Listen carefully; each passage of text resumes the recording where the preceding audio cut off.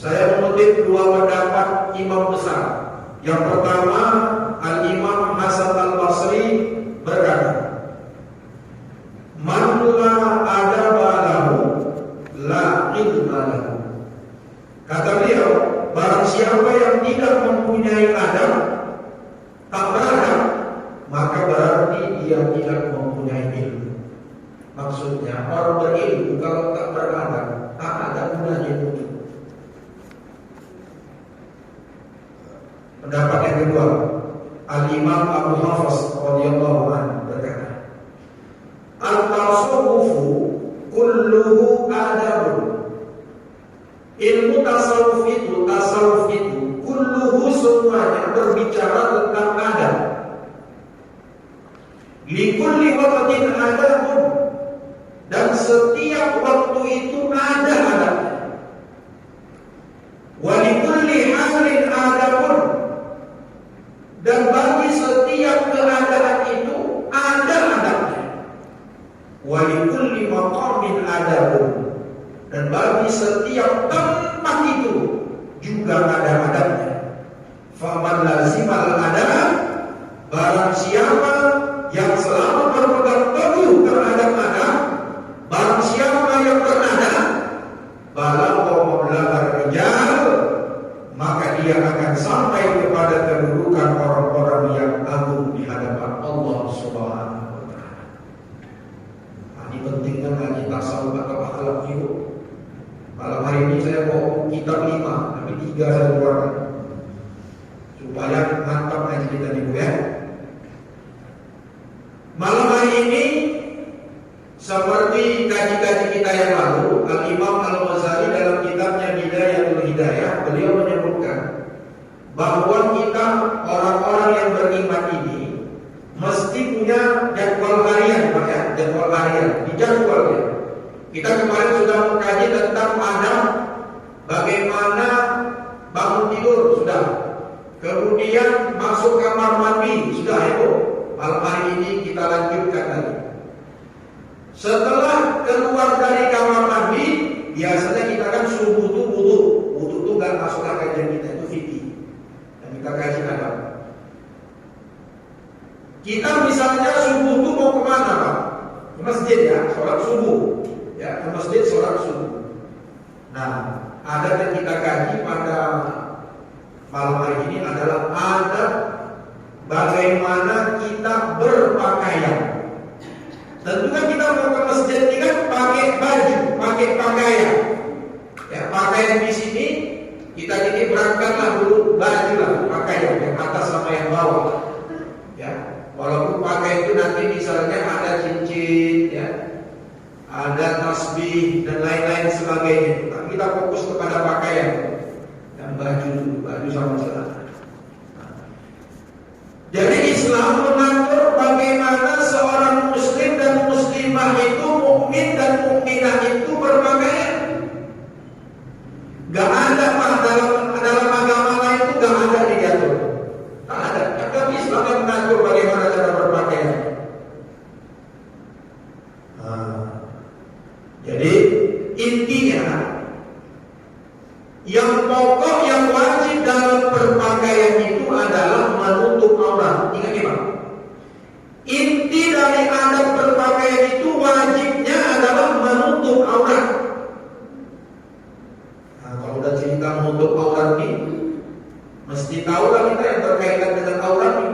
Yang pertama tentu tahu kita apa itu definisi aurat, baik secara bahasa maupun menurut agama. Yang kedua, nutupnya pakai apa? Nutup aurat itu pakai apa? Dan yang ketiga, mana batasan aurat itu? Kan gitu Bu ya. Jangan-jangan selama ini kita berpakaian, pakaiannya tak menutup aurat. Dalilnya apa Ustaz? Saya kutip dalam kitab Riyadhus Shalihin, Al-Imam An-Nawawi menyebutkan di dalam surat Al-A'raf ayat 26. Saya bacakan dulu, nanti habis waktu. Catat aja surat Al-A'raf ayat 26. Itu dalil bagaimana cara berpakaian yang menutup aurat. Diatur dalam agama kita. Jadi berpakaian itu bukan semau-mau kita, tapi Allah sudah menentukannya melalui baginda Rasulullah Sallallahu Alaihi Wasallam. Yang pertama kita bahas dulu Pak, apa itu aurat? Al-auratu lughatan, aurat menurut bahasa an-nafsu, kurang, atau al-aibu, cacat. Jadi aurat itu adalah kekurangan, kurang atau cacat. Itu menurut bahasa. Kemudian menurut agama, aurat itu adalah ma yajibu satruha wa yahrumun nazar ilaiha. Yang dikatakan aurat itu adalah sesuatu yang wajib ditutupi dan haram dilihat kepadanya. Itu yang dimaksud dengan aurat. Saya ulang. Aurat itu adalah sesuatu yang wajib ditutupi dan haram kita melihatnya. Itu yang disebut aurat. Kalau begitu apa? Mana-mana saja Ustaz yang wajib ditutupi dan mana pula yang tak boleh dilihat. Makhluk hidup ini kan, yang berpakaian ini kan manusia, ya. Manusia ini dua jenisnya Pak, laki-laki dan perempuan. Aurat, batas aurat yang wajib ditutup dan tak boleh dilihat pada diri seorang laki-laki dan perempuan ini dipisah. Untuk laki-laki itu, laki-laki ini biasanya tak hidup.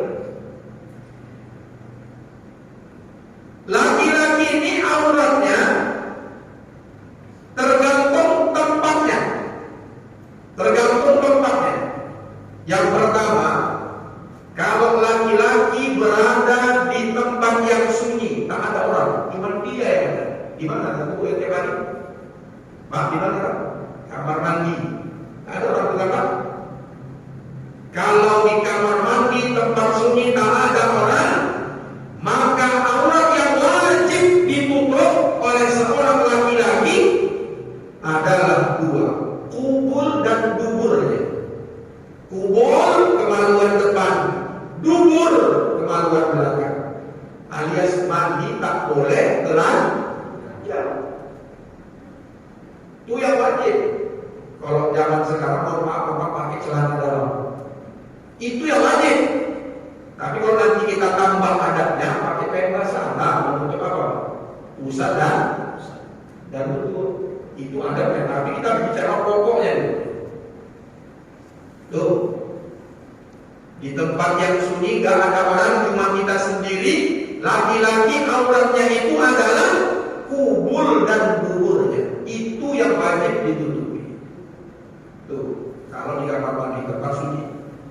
Kemudian aurat laki-laki di dalam sholat dan ketika bersama perempuan mahramnya dan kemudian sesama lelaki. Saya ulang, aurat laki-laki yang wajib ditutup ya, masuk ada nih yang wajib dulu di dalam sholat dan ketika bersama wanita mahramnya seperti omaknya, adiknya, kakaknya, neneknya dan bersama laki-laki yang jenisnya laki-laki, maka aurat laki-laki itu adalah ma baina surrati wa rukbati, adalah di antara pusat dan lututnya. Pusat dan lutut itu yang pokok. Kita menceritakan lagi Pak. Dalam sholat, aurat laki-laki itu antara pusat dan lutut Pak, menurut fikihnya. Makanya saya bilang gak bisa kita belajar fikih aja, gak belajar mana. Mohon maaf lah, habis ngaji nih, tak saya sampaikan adabnya. Bapak datang ke masjid Al-Hilal nih, mohon maaf pakai celana jodor aja. Pakai celana jodor, pakai singlet. Singlet yang terbuka untuk tiang. Tertutup gak tuh pusat dengan lutut? Tertutup karena pakai celana jodor. Tapi masuk kemari begitu modelnya. Apa kata jamaah? Dalam waktu ya. Nah gitu kan? Dalam waktu kan? Padahal menurut hukum fikih sah sholatnya, tapi tak berada. Masa singlet, sana pakai celana jojo. Sedangkan mau jumpa Pak Bobi aja mesti rapi ganteng-ganteng, ya kan? Bapak-bapak lah namanya pensiunan tentara. Kalau mau jumpa komandan, sudah habis kita. Rapi betul. Ini masih komandan kita. Ini komandan segala komandan. Pemilik semesta alam jagat raya, Allah Ta'ala. Kok kayak gitu pakai kita? Tak ada. Walaupun sah menurut ini. Kemudian sama laki-laki, pokoknya tutup aja lah, usah tambah lutut. Jadi tak berdosa kita, tapi tak beradab. Makanya saya bilang, mohon maaf, adab ini penting. Apalagi kami ustaz-ustaz ini. Cobalah contoh ya ustaz-ustaz. Kayak saya lah misalnya, saya kan suka main bola. Tapi suatu saat bapak melihat saya main bola pakai celana pendek, ya kita lihat lagi kan celana. Betul? Paham? Ustaz gendeng, ustaz main bola pakai celana pendek. Padahal celana itu sampai lutut, tapi tak ya loh dipandang mata. Ya loh. Jadi ustaz tak boleh main bola, bolehlah pakai celana panjang. Payah lah ustaz, ya itulah ustaz, ustaz. Kalau tak jadi ustaz jadi main bola lah. Jadi masa-masa ustaz yang main bola di TV itu ustaz. Jadi ustaz jadi bonek kepalanya dosa. Apalagi kan begitu Pak. Makanya sekarang banyak main bola udah pakai esot ya. Itu kata agama mengaji dia. Dan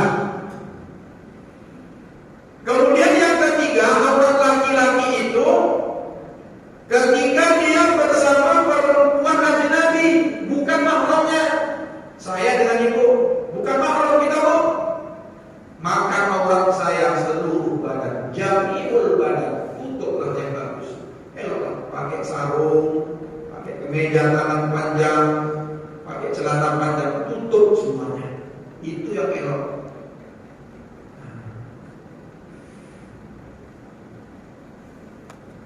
Yang keempat, seorang laki-laki bersama istrinya.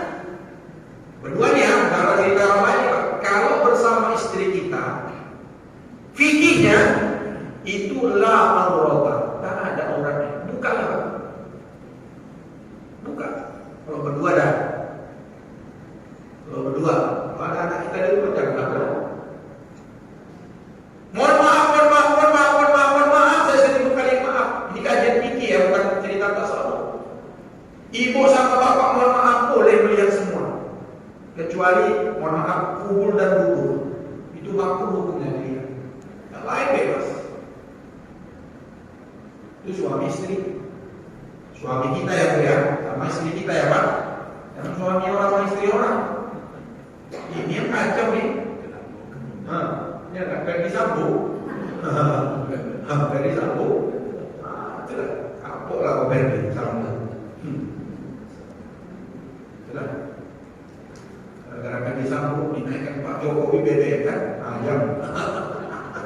Ajam kalian. Kami ustaz ini ajam. Tapi saya alhamdulillah kan ajam. Sejak naik BBM itu. Untuk tanggal kemarin ada saya 3 kali pengajian. Pengertian pula BKM. Pengertian.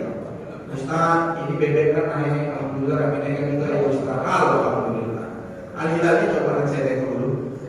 Ada ketua BKM bisa tengok. Ada pilihan apa? Kedua nggak ada.